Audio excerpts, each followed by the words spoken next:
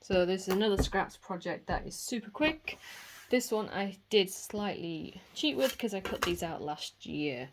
So these measure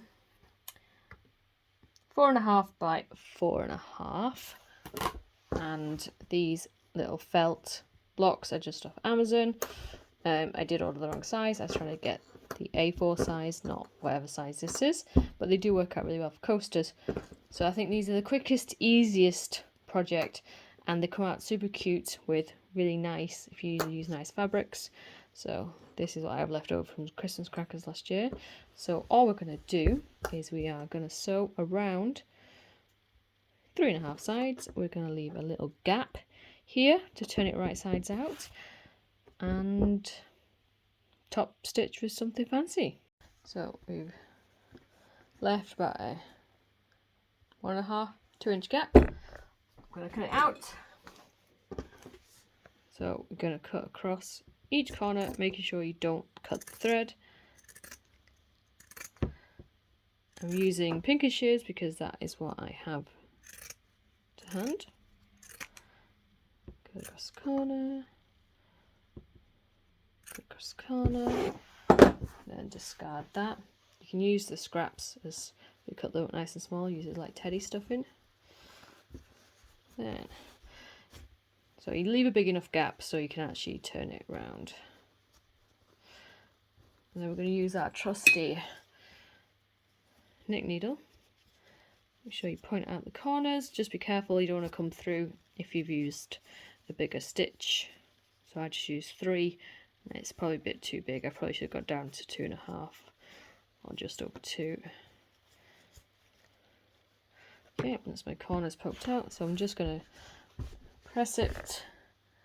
So because this acrylic, the back side of the coaster, is made from acrylic felt, I will not apply heat directly to this because it'll just melt to my iron.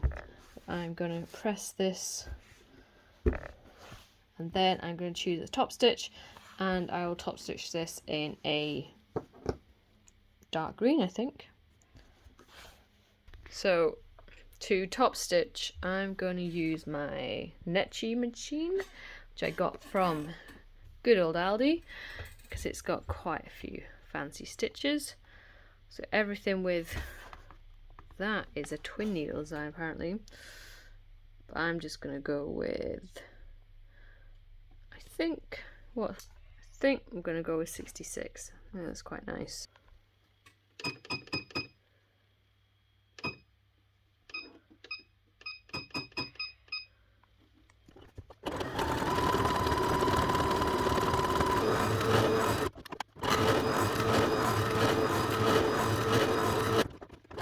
This is the finished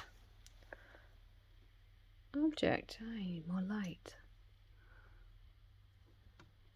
There we are. So you could just do a top stitch or any of the fancy stitches. It's just to close up that gap really, or you could manually stitch it by hand. And this is what it looks like if you're just using a regular top stitch.